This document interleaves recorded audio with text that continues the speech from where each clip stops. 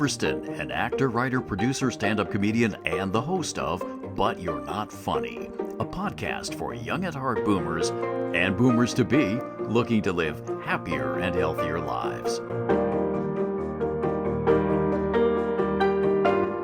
Welcome to But You're Not Funny. Today, he's already laughing. Maybe we are funny. I don't know. Today, my guest is Samuel Kiwasz. He's going to talk about finding your tribe and how he's done it, and maybe we can learn something from that experience. So, hello, Samuel, and welcome to the show. Bill, thank you for having me. It's my pleasure. So, I've known you through the Mastery Circle, and it's been a great experience getting to know you. Some background about your experience, your adventure actually starts before you were born. I understand it began with your parents, Holocaust survivors, and had their separate journeys. Your mother from Ukraine, your father, I believe, from Poland, is that right? Right. And both fleeing and ending up in Siberia, Yes. of all places, which is where they met. Is that correct? Correct. That's a kind of a strange place to find love, but you can find it anywhere, I imagine. It's very cold in Siberia. Yeah, extremely cold. Yes, that I've heard. Never been there, but It's another incentive to find love. Absolutely. And then made their way to the States after the war. They came to Los Angeles in 1949. And here it was a little bit warmer than where they were in a relocation camp for 3 years. Okay. After the war. You were raised eating raw fruits and vegetables. Raw fruits and vegetables. Mostly. Yeah. So your parents just led you into the backyard and said, "Hey, here's dinner." Actually, they were composting, and they did grow vegetables and tomatoes, and they were made fun of by the other people who came here from Europe, because nobody did that back then. Yeah, you do what you got to do. And they believed that the closer we came to nature, the more we lived in a natural way, eating natural foods. And when you're sick, you don't take medicine necessarily. You stay on water and you rest the body like the animals do. A whole movement came out of that. And my mother devoted her life to that. She was ahead of her time. In the 50s and 60s, my brother and I, we had nuts and fruit for lunch. And we had to trade our nuts to get a sandwich because my mother was very strict. So the expression, "I give my left nut for that." Yeah, there you go. Really applied. Well, you know, Jewish people referred to themselves as being part of the tribe. Finding your tribe could pertain to that, or finding your tribe could be the people that... Your mishpacha, your soul family, the people you Okay. resonate with on the same frequency. Exactly. There are so many cases of where people feel stuck and they don't know how to get out. You can move out of your situation and find your tribe. I got to know you, Samuel, and how you operate a few years ago when I was heading up a public relations team. It was, you remember that? It was for an event at Los Angeles Convention Center. It was called the Alchemy Conference. Yes. Now, a word to our audience: people did not bring pieces of lead hoping to walk away with gold. Alchemy was about using the powers of God and the universe to transform your life and others' lives for the better. But if you said that back then, the ruling monarch and the church would say it was witchcraft and have you killed. So they had to disguise their work by using a metaphor. So when they talked about turning a substance into gold, it was really about you being able to better your life. Well, this conference included everything from ancient alchemy studies to modern day versions such as virtual reality voyages, to using alchemy just as a metaphor for transforming your life. From soup to nuts. Absolutely, yes. Since I was part of the management team, I arranged for you to have a booth there in exchange for publicity that you would give through your extensive mailing list. And it sounds simple, but there were so many communication glitches. It was really exasperating, but you kept your cool and you did what you promised. Now, that's what everybody has to do. It's what people should do, but not everybody did. Now, I knew some people back then who made special requests that they were going to do something to get admission. Now, I gotta tell you, Samuel, it really surprised me, and I learned things about people who are not appreciative and who don't do what they say they're going to do. But you were the exception to that rule. Thank you. I'm like a social entrepreneur, and when I talk to, especially to young people about business, I said, if you just do what you say you're going to do, and you follow up with a phone call, even more powerful is a phone call and an email, or an email and a phone call. You're ahead of 90% of the other people who are too lazy or too out of it, because you become more real. And then if you have a website, that's like an address, and you have to do these things to be considered potentially substantial in a very flaky environment. I have to mention that you acquired worldwide fame unexpectedly one morning. Would you tell us about that moment? I only had to give a year of my life for that. Hear that, everybody? It only takes a year of your life to have worldwide fame. Now, please fill us in on the details, Samuel. I was going to a group training class at Anytime Fitness. Your treadmill. And all of a sudden, there's a giant explosion, and it was a wall of glass came at me. And what happened was a Mercedes SUV crashed through, the wall was all glass, crashed through it and hit the treadmill I was on. The treadmill hit my head here, and then it broke my nose and sent me flying. And I could see the treadmill coming at me, so I rolled to the side to avoid being crushed. And I remember while I was flying through there, I said, this is it, I guess. And I spent a year healing from that. Inside Edition, they did a news. There was 3 cameras in the room, so they got it from different angles.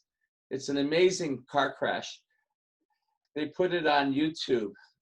It's gotten like 3 million hits in the last year and a half, and it keeps growing exponentially. So it's a hell of a thing to be famous for, but I'm famous in that regard. You're the treadmill guy. People would find this. They would look up what? It's my name, Samuel Kiwasz. Or your name. Kiwaszz on YouTube. It's the first thing that'll come up. Okay, perfect. I was wearing this pendant when it happened, so maybe that's what helped me get through it. That was your lucky pendant. Yes. Well, speaking of pendants, didn't you say Lou Gossett has one of your pendants? Yeah, he has a Sri Yantra pendant, which is what I'm wearing, and he thinks it helped him through some serious illness, and he's very committed to wearing it. That's amazing. There was a movie a few years ago called My Dinner with Andre. Andre Gregory and Wallace Shawn meet in a restaurant. And so we're meeting and eating and drinking here to kind of represent what happens in the movie. Andre Gregory is this world traveler, adventurer of the mind and spirit, theater director, experimental guy, traveling the world. And Wally Shawn, the actor, he's a guy who doesn't know how to handle all this information that's coming at him. So his mind is being blown by what he is hearing. So I just thought we would kind of commemorate that experience a little bit here with some nice food and beverage. And And I appreciate smiles. and smiles. Yeah, doesn't that make everything taste better? So Samuel, I did a laughter yoga workshop once, tell us about that. and the theme of it was don't worry, be happy, just laugh all the time and make that a way of life. We growing up in LA, Yes. and there was a point where you were a self-described hippie. Before that, I was an athlete. I was a runner. I was a miler. I ran a 4:30 mile. Then I went to Valley College. We won the state championship 2 years in a row.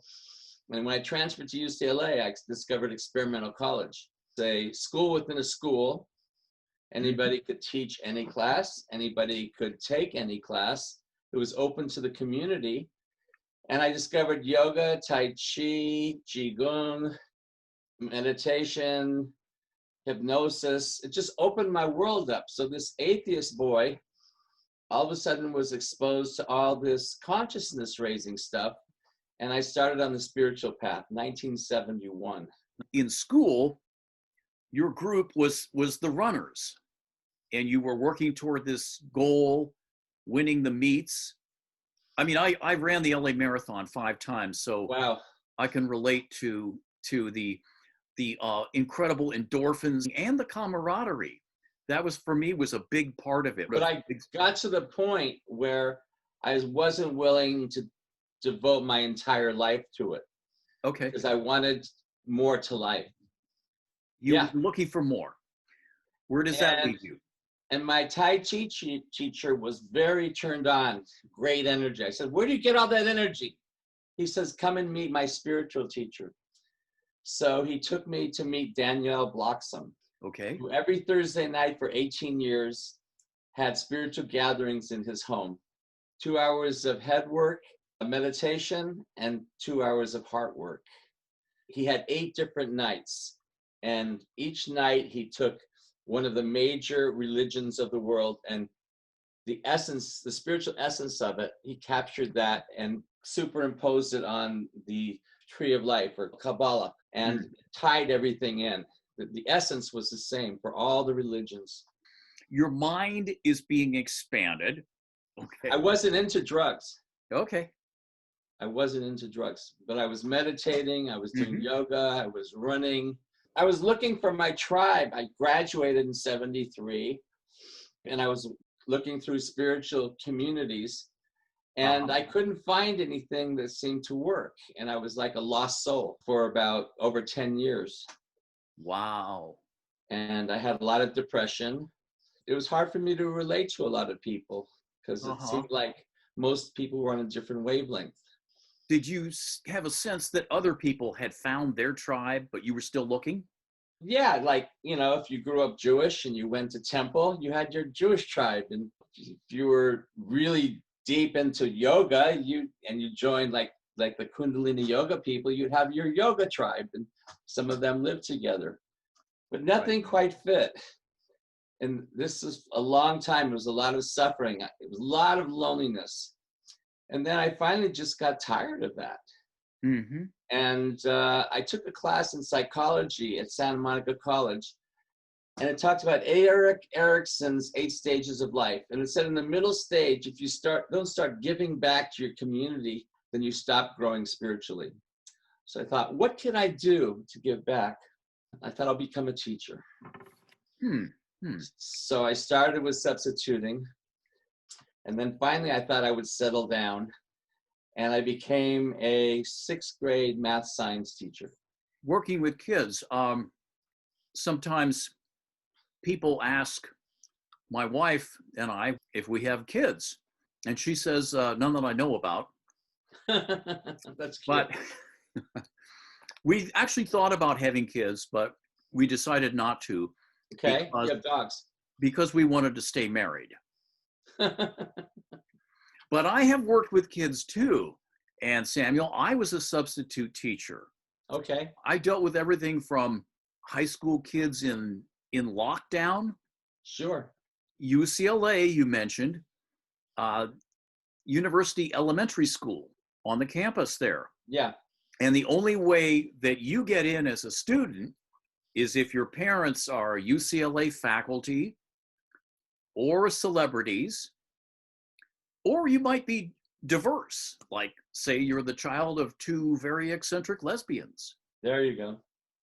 Okay, so I was teaching 6th grade math science, and I noticed a lot of the kids were turned off to math. I thought, how can I make this more interesting?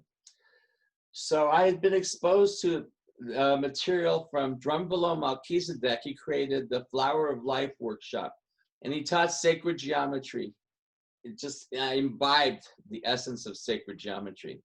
So I thought, I'll create some original curriculum to turn these kids on to math, especially the hyperactive kids, the little gangsters, very kinetic.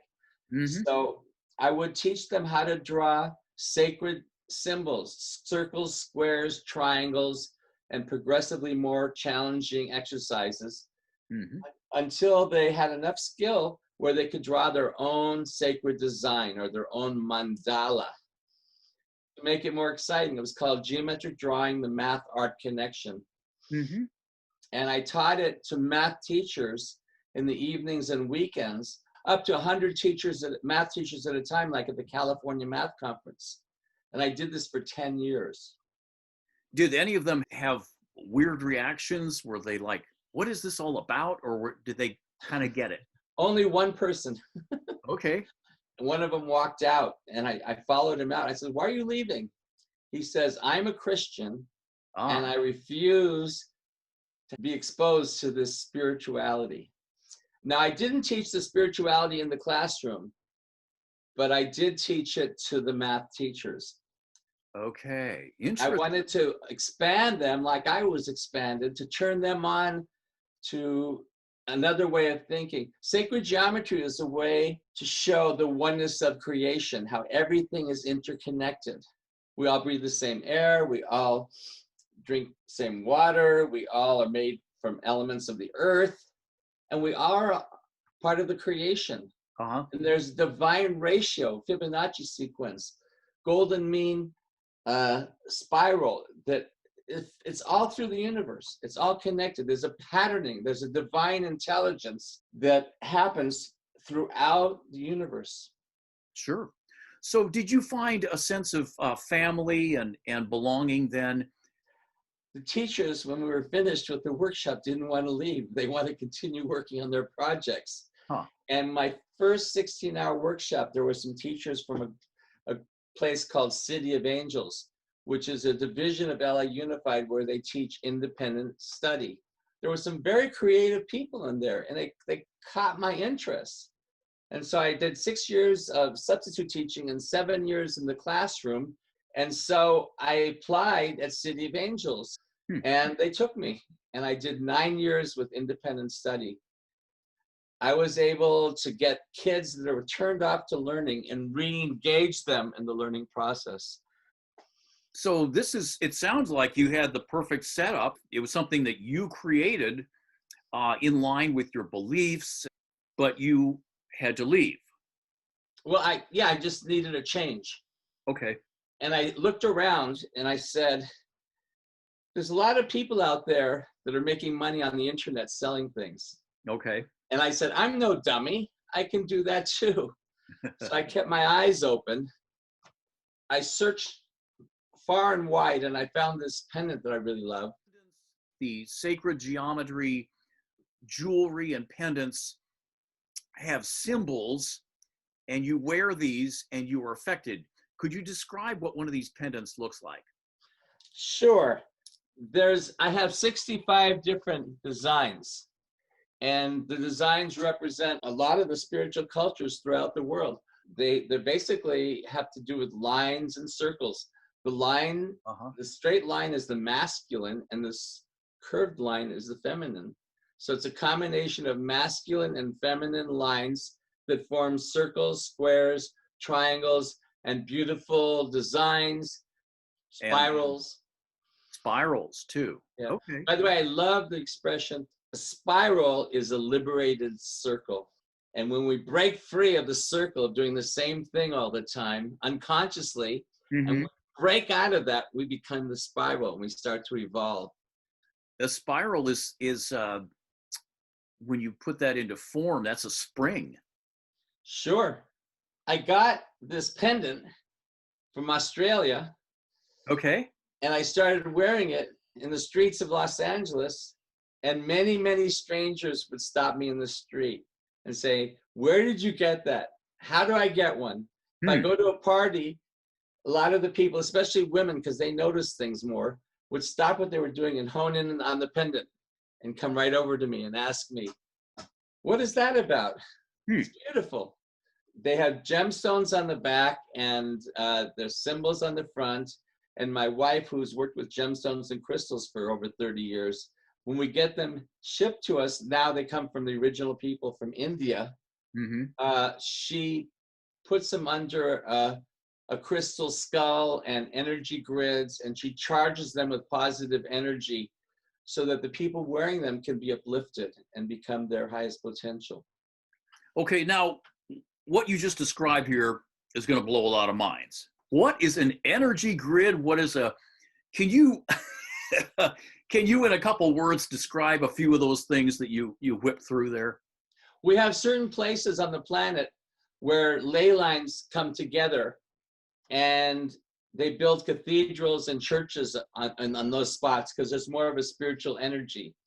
We have Mount Shasta, which is a giant mountain and has this radiation, this presence that you feel when you go there. We have Sedona with the red rock and all the energy vortexes. So there are spots on the planet where you can receive this energy. In these pendants, we're trying to recreate that by wearing a pendant that it can help lift you up. Okay, Samuel, that's really heady stuff here. And I think some people still may be thinking that's a bit woo-woo. I don't really understand it. I do know this. There is an electric current that runs around the earth. It's called the telluric current. I mean, electricians know of that when they're putting in lines and so forth. They have to be aware of the telluric current that circumnavigates the earth just a little below the surface there. There are such things as earth batteries. You may have heard There's the tube torus around the earth. There's energy that comes up through the middle of the earth and goes around and around the back to the bottom of the earth. Okay. And it's magnetism. Yeah, exactly. And we have that in our bodies too. It comes up through the center, goes out the top of our heads and around and back in our feet. We have that in our bodies too. And when we resonate our magnetism with the magnetism of the earth, we become symbiotic, like the Schumann resonance. We become similar in our resonance frequency to the earth by spending time in nature, doing deep breathing, keeping our body flexible, eating healthy foods. Yeah. Now you met your wife at a crystal healing weekend. Yes. Crystal healing. Okay. Now, how the heck does that work? A crystal. Now, so many people will say that's woo-woo. Crystal. I mean, tell us how it works. So different crystals have different frequencies. Okay. And for instance, my wife can look inside of a crystal and communicate with the essence of the crystal. Because she studied it so long, she became sensitive to it. What would she be expressing something to it or getting something from it or both? Both. What would it tell her? Depends on the crystal. What I mean, like, for example, there are crystal skulls. They're crystals in the shape of a skull that carry centuries of knowledge. And someone who's real sensitive, when they're within the range of that crystal, they can have a communication with the crystal, and the crystal will download information into them. There's about 13 world famous crystal skulls. And when there was a conference in November 11th, 2011, my wife took a crystal skull and she went around to all the crystal skulls in the room all the world famous crystals were there, and she downloaded the information from all of them into our crystal skulls, so that when we get the pendants in from India, we put crystals and the crystal skull and energy grids on top, and all that information gets downloaded into the crystal pendants we sell. Who made these crystal skulls? That's a mystery. That's a mystery. Just like the crop circles. A lot of people think they're all man-made. I don't think so, because they show up overnight and they're huge, a lot of them. Mm-hmm. And I think it's the way the earth is communicating us to wake up, Mm-hmm. to be in alignment with the energies of the earth. Okay. So, Samuel, among the people that you work with, your customers and people at these conferences, have you experienced that you're in the same tribe? I'm glad you asked. 1987, there was something called the Harmonic Convergence, created by Jose Arguelles, a Mayan archaeologist, scholar, and he created this day where all the spiritual groups all over the planet would come together. And I went to Oaxaca, Mexico. I visited Teotihuacan, very famous pyramids in half an hour north of Mexico City. Uh-huh. And I was sitting on the giant pyramid of the sun, meditating, and I got the vision to have a weekly support group. So it would be like a fellowship, and we'd meet every week and have a half-hour silent meditation. We'd sit in a circle, we'd introduce ourselves, we'd have a speaker, and then we'd have a whole table of really good, healthy food. And the idea was anyone that entered my home would be uplifted on all levels just by entering my sacred space. Wow. We had a snail mail list of 600 people I would send out every 2 months. As you said, a tribe, an area where people who are into spirituality could gather together and connect and support each other. Because as I was improving myself, as I got my act together, I found when I went back to some of my old friends who were still struggling, it would pull me back down. So I wanted to create a space where we could all work together, and pull each other up. I do recall you're saying that when you went to UCLA, you'd gotten a major in American social history and a minor in ethnic dance, and you went to the placement office, and they told you the only job you were qualified for was selling Gallo wine. Exactly. And let's drink to that. But you didn't take them at their word. Otherwise, you'd be pushing those pushing those bottles today, I suspect. And you went ahead and forged your own way to where you had to be to find your tribe. I am so glad to know you. Thank you. Absolutely. And we are part of the Mastery Circle, Los Angeles, Mastery Circle International. That is quite an experience too, of challenging your mind, challenging your spirit. That's a very memorable experience all the time. So after doing the meetings for a few years, and the last year and a half, I did it on a larger scale. I rented a hall from the Quakers in Santa Monica. We had up to 70 people come instead of up to 40 in my home. I met Pauline, who's now my wife for almost 27 years. You know, we did most all the work. I didn't know how to delegate the work to people, and so I got tired, and I found my own little mini tribe. My wife and I, which we ended up being married. The new century, the 21st century. Yeah. I started up again. But I did it online, and I came up with the term Sacred Friends Community. Mm-hmm. And I started gathering emails, and I think I have about 1,700. Wow. Started being called the Goodwill Ambassador of Southern California Conscious Community. And I put out a lot of emails on consciousness and health. Yeah. And I also sell my sacred geometry pendants, and I sell violet glass bottles and jars with sacred geometry symbols on them. When I walk through the streets, it used to be they stopped me for my pendant, and now they stop me to thank me for putting me on their email list. To break out of their circle into their spiral. Okay.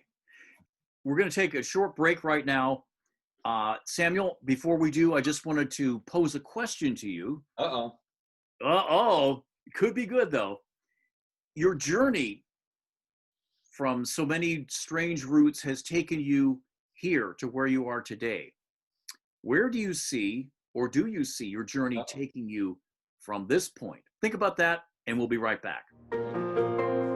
This is But You're Not Funny. If you're watching on YouTube, please like and subscribe. And if you'd like to be a guest on the show, visit our website, butyou'renotfunny.com. And we're back. This is But You're Not Funny, and my guest today is Samuel Kiwasz. Samuel, where do you see yourself, if anywhere, going from this point?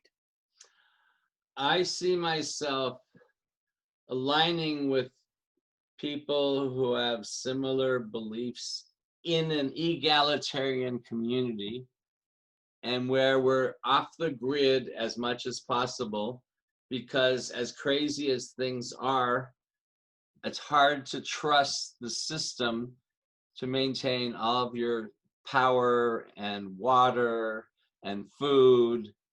We have to become adults and become self-sufficient. That's an interesting analogy. So just as we as children became adults by cutting the dependency on our parents, you're suggesting that we as adults should cut our ties to a grid or a system. Yep. When we're ready. When we are ready. Okay, terrific. Great, thank you. Now, I wanted to say something important. Carolyn Myss, she's a psychologist. As we evolve, it's our responsible to cut the ties to our tribe. Ooh, that's starting to sound scary now. Because as we grow spiritually, we get closer to God. And it becomes a one-on-one experience, a direct experience. And you open yourselves up to the point where God is talking directly to you. And you're talking directly to God. And now, so at that point, that's a sign that you're crazy. Call the men in the white coats to pick you up. No, my wife is crazy too. Then. Okay. Now, what's your address? We'll send it. We'll send the car over. Thanks. And then you gather together with a new tribe, with people who are adults and spiritually evolved and are independent enough to be their own person, to manage their affairs, and at the same time know that collectively we can work together.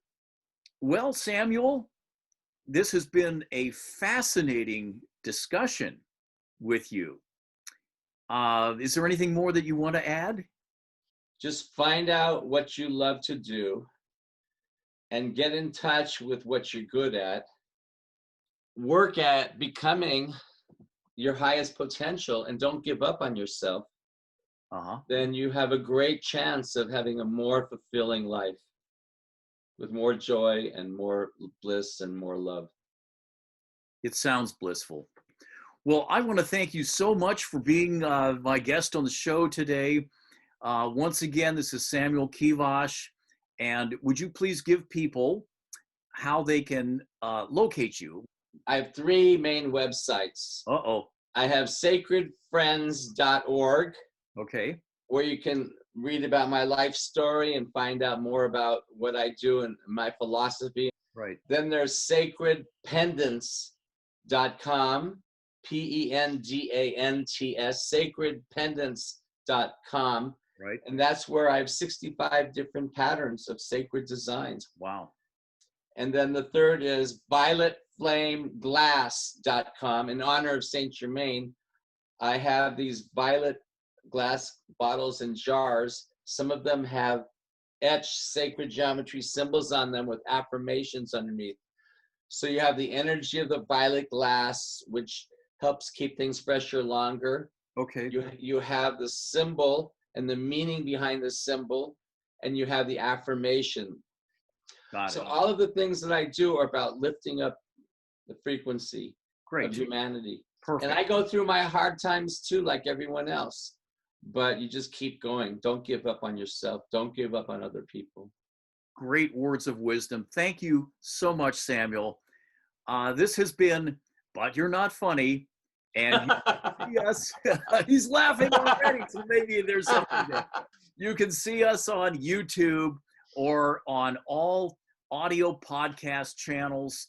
So until next time, just have a wonderful day and keep going for it. Thank you, Samuel. Thanks for listening to But You're Not Funny. Please subscribe on YouTube and wherever you get your podcasts. I'm Bill Hoverston. You can see my work at billhoverston.com. It's been a pleasure.